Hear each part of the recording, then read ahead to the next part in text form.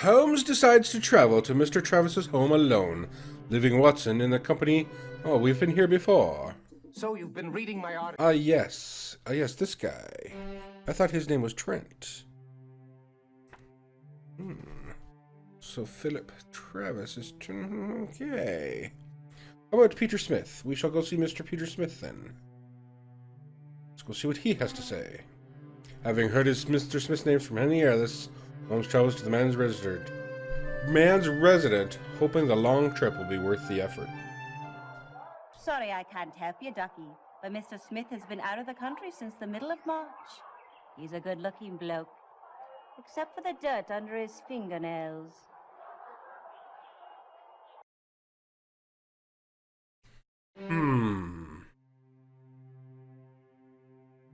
I think we need to go...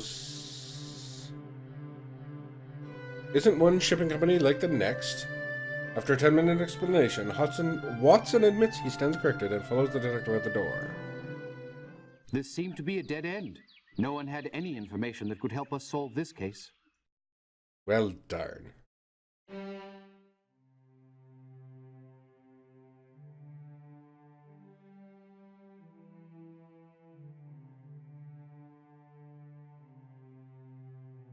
It was Jardine, was it not?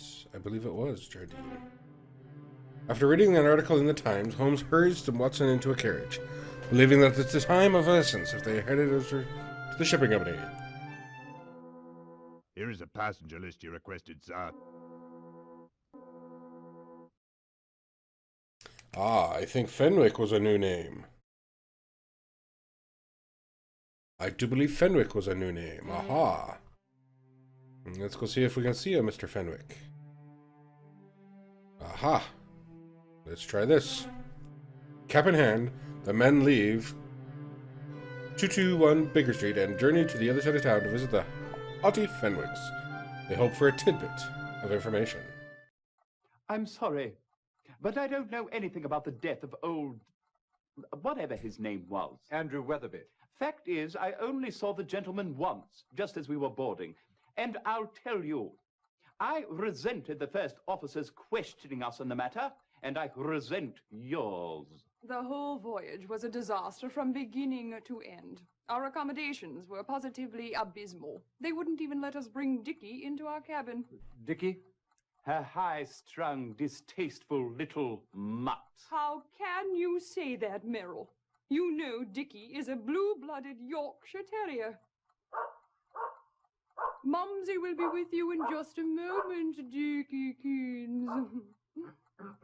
He's a bit under the weather, you know. That's why we were only able to stay in Egypt for 2 weeks. Dickie was so disappointed. He so wanted to see the Sphinx. Mr. Holmes is not interested in your incessant whining, Louise. Oh, now I whine, do I? There was a time you thought I had a lovely speaking voice. It's true, Mr. Holmes. He once adored me. No doubt. Oh, for the love of God, Louise, spare us your blubbering. That didn't seem too helpful. Alright, well, let us... Clarence Clement. Let's go see Clement. No, we can't do that either. Alright, let's see. Where are we at? We went back up. We're back. Okay, let's see. We're doing something correct. Let's go review our notes. Also Hood, yeah. Fammy, Lewis Fenwick, Merrill Fenwick, Philip Travis, Urbantu, Weatherby.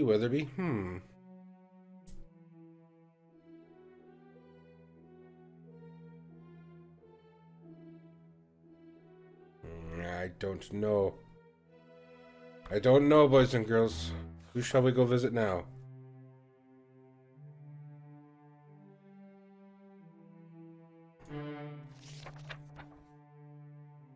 Ah, yes, because we should, yes.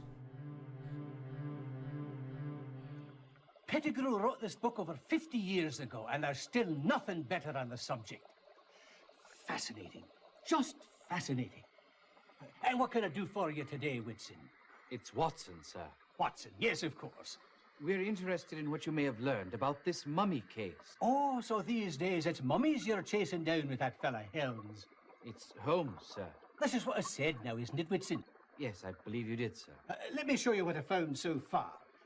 This is the bit of linen that was found round the neck of James Windibank. I examined it thoroughly, and it is quite old, perhaps thousands of years. Ah. However, it is not the murder. Not the murder weapon. Are you certain of that? Aye. The linen is quite old, but it's not at all strong enough to strangle a grown man. Very interesting, sir. I also found something quite fascinating. Excellent. Take a look through this glass. Do you see those short hairs on the fabric? They look precisely like hairs. Of course they look like hairs. But what kind of hairs? They're not human hairs. They're dog hairs. Ah. Look at this. This piece of linen was found round the neck of the victim on board the ship. Well, his name was Leatherby or something. It is also quite old, and on it I found more hairs. More dog hairs? No, my dear man, monkey hairs. Oh, Now you've been able to jeez. identify the precise species, but it's just extraordinary, isn't it? Quite. But what do you think it all means? Well, I'm not the sort who likes to jump to conclusions, Whitson, but I can assure you that neither of these bandages were the murder weapons. Well, that's interesting news to know. We don't have a murder weapon anymore.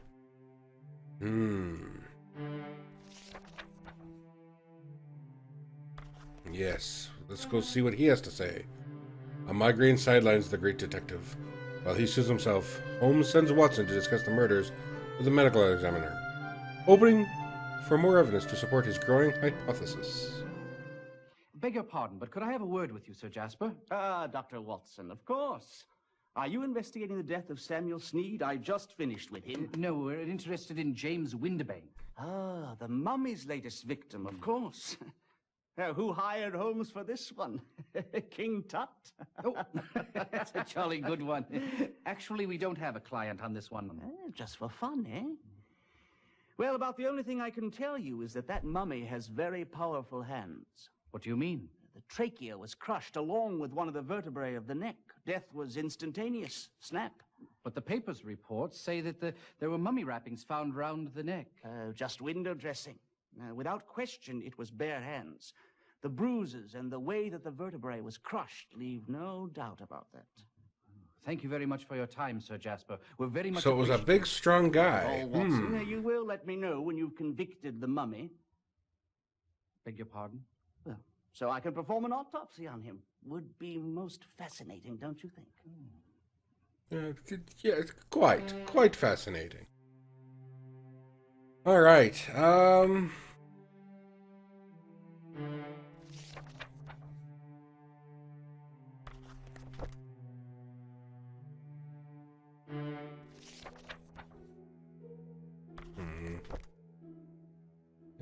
Let's see now.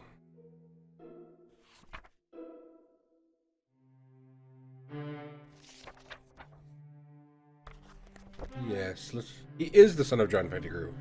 Watson points out to Holmes that for the some time as many minutes, knowing that Hiram does not share his father's interest, Holmes doubts the trust is worthwhile. They had absolutely no information pertaining to this case.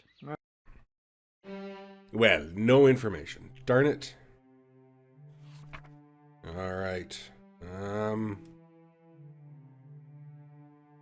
Let's see now. Yes, let's go find out if we can find out what the monkey is. Yes.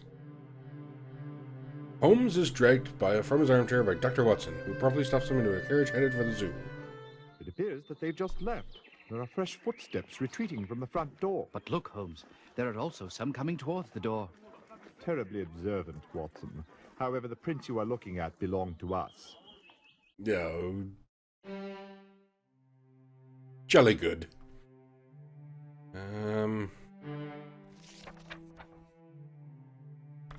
Let's see. I don't know what else to do here.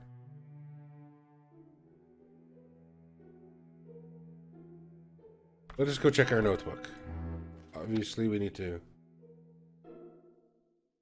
Dog and monkey hairs.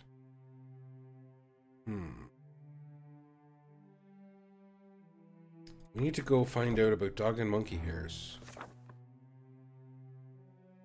Not Somerset House.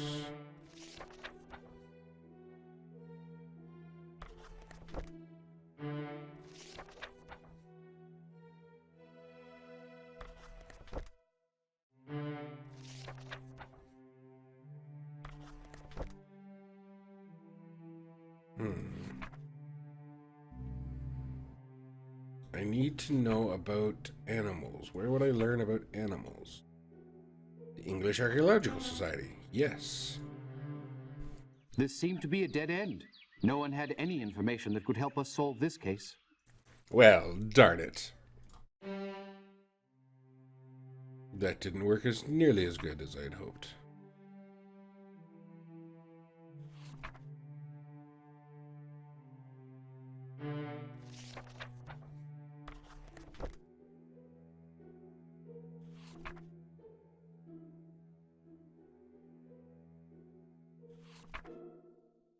Kangaroo Club? What is that? Expatriated Australians.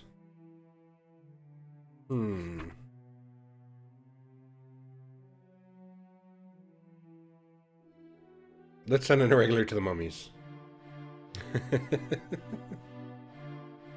My Aunt Telly laughed at the name we did. She didn't, though. She was like 100 years old. Yeah, definitely wasn't worth sending them to. Ah, good gosh. The Office of Records? Oh, the Telegram Company. Yeah, that sounds like...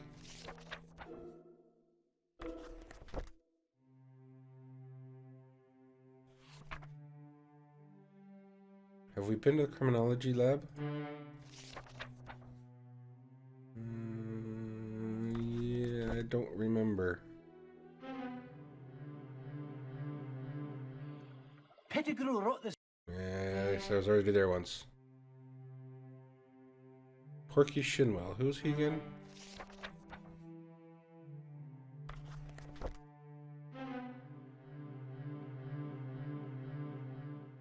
There was a couple of blokes in here just a fortnight ago what mentioned the Eastern Empress. Never seen 'em before. Haven't seen 'em since. One was a swarthy fellow. Arab, unless I miss my Aha! The other was an old English gent.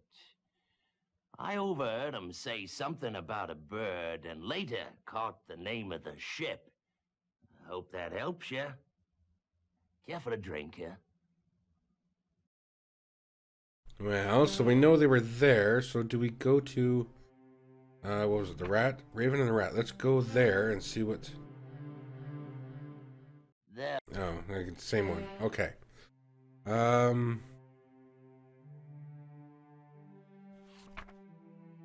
So I wonder what happens if we go visit... whether... Them again.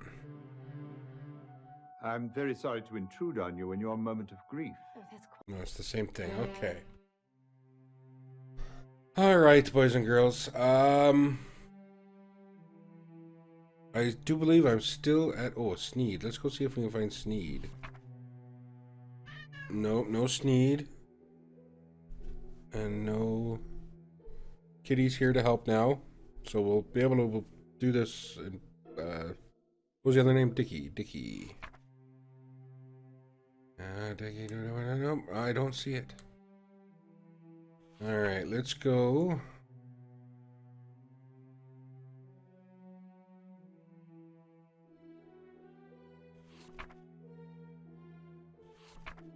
Sure, let's go see what Porky has to say. There was. The same thing! Well...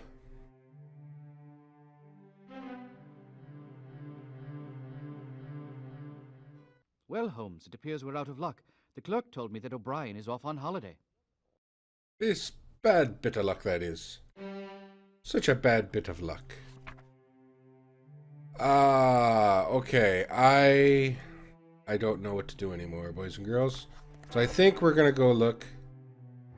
Our notes keep going up. Let's go try for one hint from Dr. Watson. Note the location of the lecture. Ooh.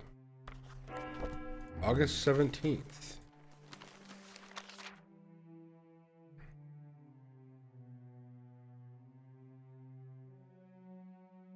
It was at the, yeah, I know that. I knew that, though. I've already been there. The London University. Pretty sure I've already been there.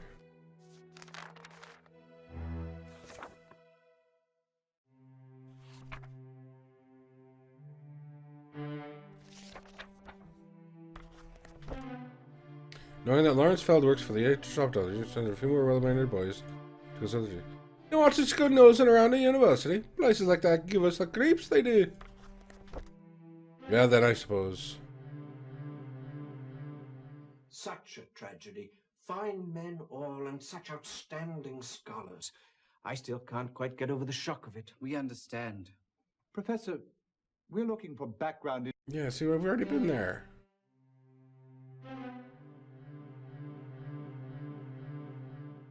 Here it is, Holmes. Egyptian mummies are embalmed bodies preserved to facilitate their resurrection. Many mummies have been found, and they are almost always the bodies of pharaohs. The pharaohs believed that one day their bodies would be brought back to life. See History of Egyptian Mummies by Pettigrew, London, 1834. Very good, Watson. Well, but I don't believe there's a Pettigrew here. We already went through that, didn't we? I believe we've already visited Pettigrew. Yeah, see? We've done this already. They had absolute... Alright, boys and girls. I think we're down to the nitty-gritty here. And coming up, we'll call it an end here today. But coming up next episode, in the case of the Mummy's Curse, we'll see if we can solve this mystery. We've got lots of leads. We're not sure where they're going, but we'll try to do what we can. See you next time.